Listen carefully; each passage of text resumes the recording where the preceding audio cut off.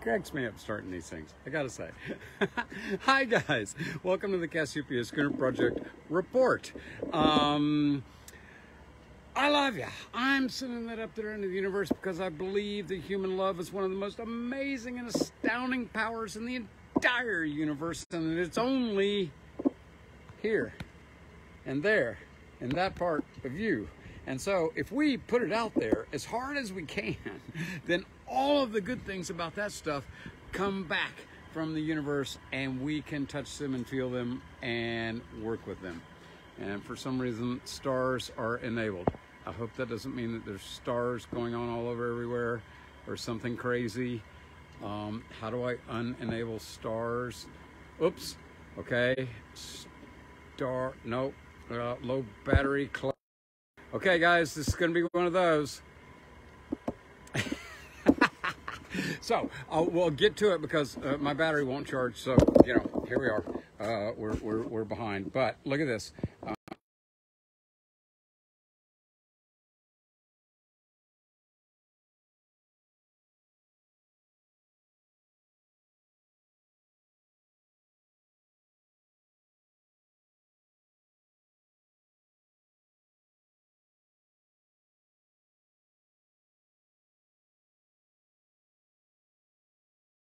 Okay. All right. Now I think I got my sound back. Oh, God, it's going to be one of those. Okay. I don't know where I left off, but there's the part that's going to go on the front of the Samson post that is way up there. And those are all the pieces of plywood that are all cut to fix the foredeck. And so here is our like I say, this board goes on the front of the Samson post. It's all mortised now, so that it fits on this. See, there you go. So we got this slot that goes into, and that's all going to go on the front of the Samson post and fit all really nice and nice and tight, and there we go. So next thing is to go put this on the front of the Samson post, screw and glue it all together with all the patches that go with changing the old notch that the goofballs did, and so there you go, there you have it. That's and then we can start putting the foredeck back together, and so there you go. Okay, so Cassiopeia Schooner Project Report, physical stuff going on. By the way, happy 4th of July! Boom, boom, boom, boom! Yay, independence! What a great word, independence. That's what we're trying to do. We are trying to create independence. We're trying to create independence from fossil fuels, independence from all sorts of stuff, and we're going to do it with this incredible vessel. And so I want to go down below and show you some stuff about vessels that happen to work like this one, I mean, they have all of these halyards, and they're called schooners and all of that sort of stuff. And in fact, this particular type of schooner, literally not much bigger than this, was an extremely important part of the War of Independence. Yay for us, because we had these fast little schooners, and the thing was, with these things could go to weather. So they could come up behind the British ships and do what's called rake their transom. And if you blow holes in the transom of a big old 25,000 gun thing, it's only got a few guns pointing off its back end. And so if you avoid the broadside and are able to scoot across his transom and rake their transom, that was one of the famous things of the American vessels that fought for independence. Now, there's something very interesting about that. hardly any of them were actually the American Navy. Guess what? Just like governments do, as we know, they got a little tricky and they said, okay, I tell you what, dudes, if you've got your own boat, hey, Harold, you got Cassiopeia, cut you a deal, man. Tell you what, I'm only going to tax you 30% on everything that you get if you go seize another vessel and bring it back to shore. Everything that's on board it, yeah, including the people. If you seize it and you bring it back, we're just going to take a 30% tax cut and you can have the rest. So privateers were the ones that came into action. So I'm going to take you down below because we have such an amazing vessel. And so I'm going to take you down below and show you. Ouch. Oh, got a duck. Now, I mean, check it out, guys. Just check it out. Look at this pilot house. I mean, how many boats have a pilot house like this? How many boats have a bell with this good of a tone?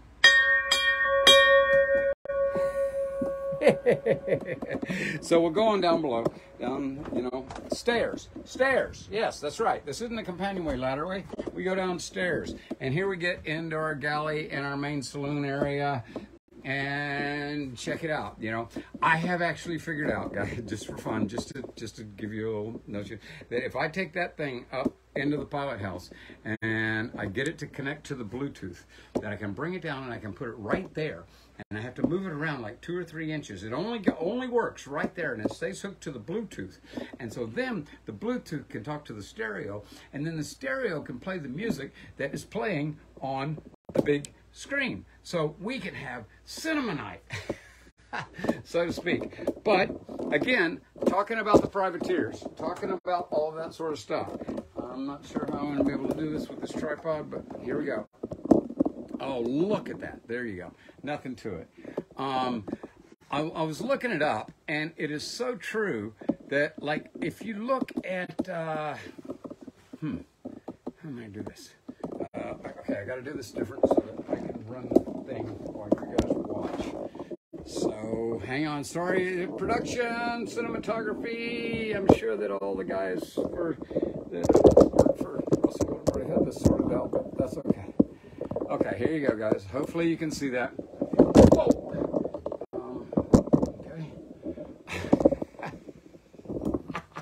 Okay.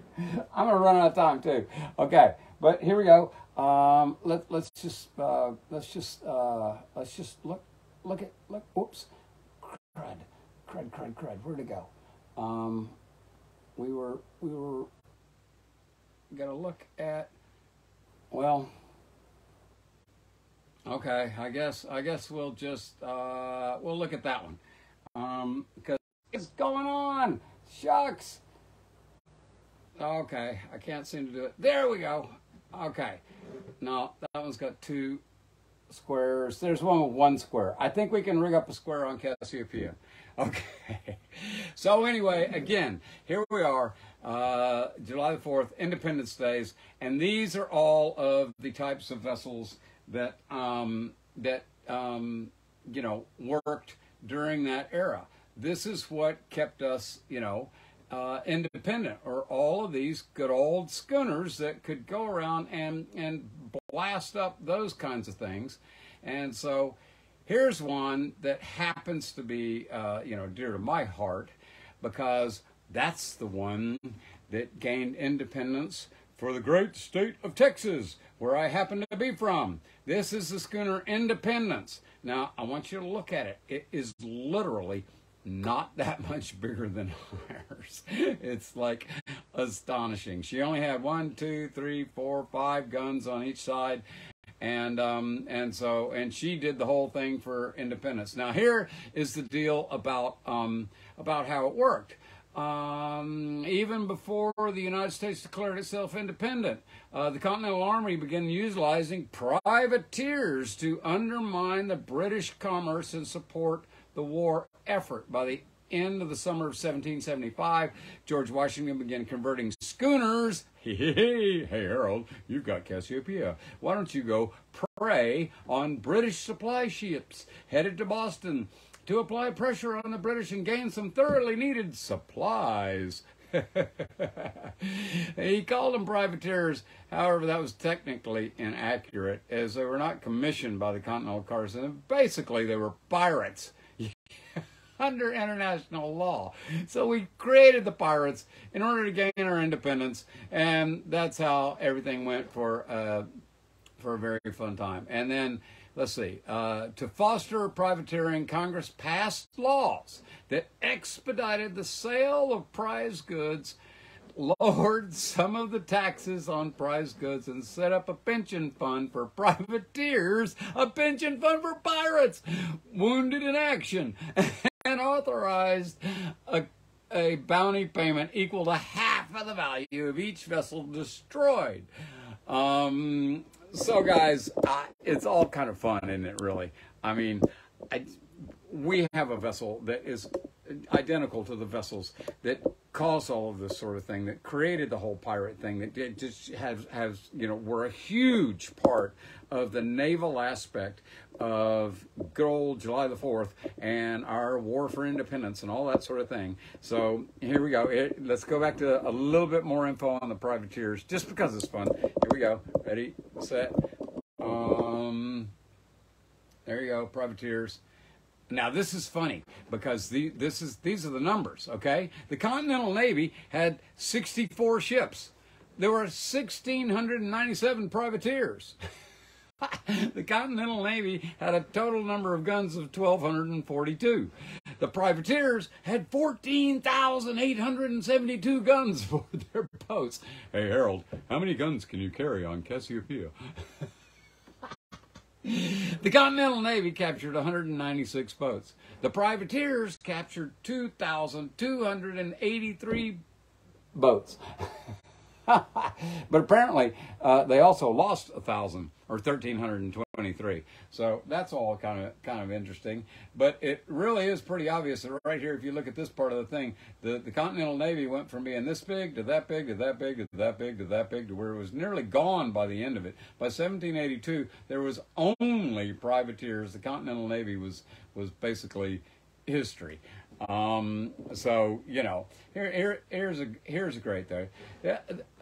This is therefore to invite all those jolly fellows who love their country and want to make their fortunes at one stroke to repair immediately to the rendezvous at the head of His Excellency's Governor Hancock's Wharf, where they will be received with a hearty welcome by a number of brave fellows there, assembled and treated with that excellent liquor called grog, which is allowed by all true seamen to be... Oops. Shucks. I got to start that over. I'm going to start that all over because the bloody low battery thing came on, but hopefully I can get through it. Okay, ready? Here we go. This is therefore to invite all those jolly fellows who love their country and want to make their fortunes at one stroke to repair immediately to the rendezvous at the head of His Excellency's Governor Hancock's Wharf, where they will be received with a hearty welcome by a number of brave fellows there assembled and treated with that excellent liquor called grog, which is allowed by all true seamen to be the liquor of life.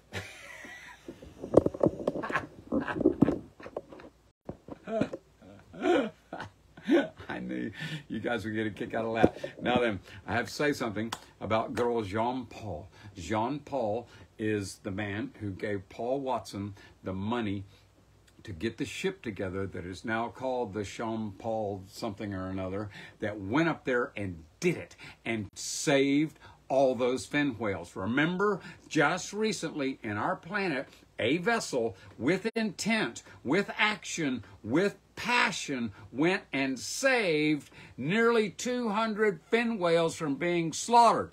Yay! And you know what John Paul brought when he came to do the commissioning of the new vessel? He brought a big, shiny, expensive bottle of tequila. So July the 4th, we're celebrating. We have one tiny little drop left over from Delaware Dan's, contribution. But we're gonna just carry on for just a second because I've got some other schooner images, because I just wanted you to know that this vessel is, we have something that is unbelievably historical. Let's go to that one. Look at that. That, again, is the schooner Independence from Texas. Look at its rig. It's just like us, pretty much. I mean, we can be famous too, but we are going to be privateers fighting for independence from fossil fuels. We're going to fight for independence from plastics. We're going to fight from we're gonna stop overfishing. We are going to I've got a list. We're gonna work on the ridiculous aspects of mining. We're gonna work on racism. We're gonna work on poverty. We're gonna create independence from all these things that are holding us back from where the human experience can go, with a boat that is just like all the boats that created independence a long time ago. Yay for us. And look, we're going to promote human rights. We're going to promote the environment. We're going to promote solutions to the disparity of wealth. We are going to promote freedom. Freedom from the restrictions of the things that are going on today. Yay for us. We've got the platform. It's almost ready to go. So there you go. Okay, back to another picture of another boat, just for fun. Here we go. There's another one in here somewhere that was cool. Oops, wait, no, maybe not. Oh, huh. Okay, so here we go. This is what they look like now. Check that out, guys. Check that out. Check that thing out firing its cannons. I mean, okay, I think we've gotten a little carried away. I don't know. That's one of the things that, look at that boat blasting sideways. Look at the wake right there, that it just got blasted sideways after it set off all its cannons. It's just phenomenal. And so I'm going to wrap it up on that because, peace. Peace. This is the thing we want to create. That is the ultimate freedom. We should be able to say what we want and what we think and what we feel like, and have that be done in peace, with nobody doing that to us or anything else. It's the way the world needs to work for us to maintain what we've got as a human species and create the planet that we want to be on, and all live together in the way we should. So before my battery runs out, I'm going to say, we have an absolutely incredible vessel. Check it out. There she is, underway. God, I don't know if I can zoom on this camera. I can't. But there she is, right there in the background, ready to go, underway. We are so close. So let's just go ahead and say that every skipper worth his salt believes in traditions. And aboard the good ship Cassiopeia 2, we have a tradition. And it goes like this. It goes, here's to the good ship Cassiopeia, hip hip, hooray! And to her incredible stalwart crew. We've gained quite a few more members in the last little bit. Yay, from all over the world. Cozumel, a couple other crazy places. I am going to go through and just find every single individual and find out where we're all from and what we're all doing. And besides that, I kind of need to reach out to all of you, because it's time to get our insurance. It's time to do all sorts of things. It's time to just pull this off. So I'm going to rally the troops, see if we can't make it happen on our own, and then we'll reach out and try and find other ways of going about it. So here's to the stalwart crew. Thank you very, very much for paying attention all of this time. Hip hip, hooray! And to the great King Neptune. Here you go, brother. Oh, I'm just going to go put it in the sink, the tiny little drop. Oh, you can't even see me. Oh, well, there you go. Here you go, brother. Thank you very, very much. Yay for us.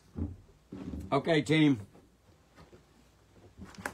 Let's realize that July the 4th stood for a nation of people from all over the world, just like our stalwart crew. Oh, hip hip hooray, Neptune. So, okay, so now I calm down. Now I try at the end. And now I just say that, you know, this nation was created from everybody, from everywhere. That was the whole idea. That was it's the whole basis of, and the basics of part of why it worked. Although there was all these other people who already lived here that were doing pretty damn good. But anyway, we're not going to go there. The fact is that the concept about freedom from oppression, freedom from the types of things that we are having happen to us yet again today. Those values were what created this amazing collaboration of individuals just like our stalwart crew from all over everywhere. So I tell you what, guys, let's do it. Let's get this boat underway and let's go promote freedom. Freedom to help people, freedom to spread compassion and love, freedom to do whatever we can to make ourselves reconnect with our environment and each other. Yay! Happy 4th. Boom, boom, boom, boom, boom.